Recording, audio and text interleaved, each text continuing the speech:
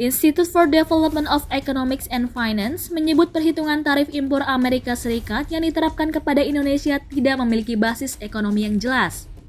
Untuk diketahui, Presiden AS Donald Trump mengumumkan peningkatan tarif impor ke AS bagi beberapa negara. Salah satunya Indonesia yang mendapatkan surplus atas perdagangan di AS.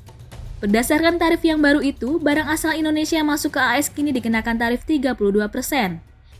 Ekonom Indef M. Fadil Hasan mengungkapkan, kebijakan itu lahir dari perhitungan Amerika Serikat yang menyebut Indonesia menetapkan tarif 64% terhadap produk AS yang masuk ke Indonesia.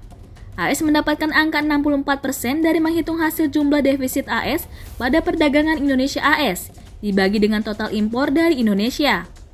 Padahal, menurut Fadil, Indonesia mengenakan tarif pada AS hanya sekitar 8 hingga 9%.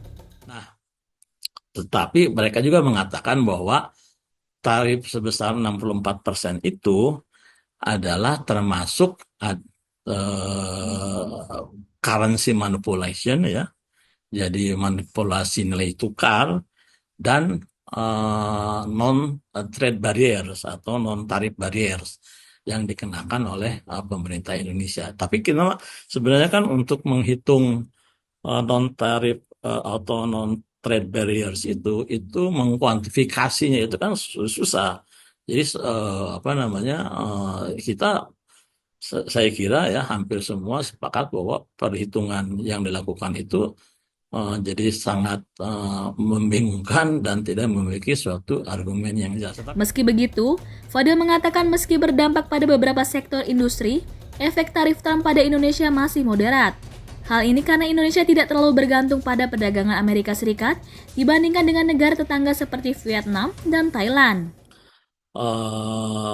Sekitar 10,5% atau 10,3% ya share daripada ekspor Indonesia ke Amerika itu ya, dari total ekspor Indonesia itu ya. Nah, jadi cukup sizable, cukup besar ya. Tetapi tidak terlalu tergantung Indonesia itu kepada Amerika sebagaimana halnya negara Vietnam ataupun Thailand. Di lain sisi, dirinya juga mengatakan sepakat dengan langkah diplomasi yang diambil pemerintah dalam menghadapi tarif Trump tersebut. Menurutnya, lebih baik melakukan negosiasi dibandingkan tarif balasan yang ujungnya akan menjebak Indonesia dalam perang dagang tidak berkesudahan.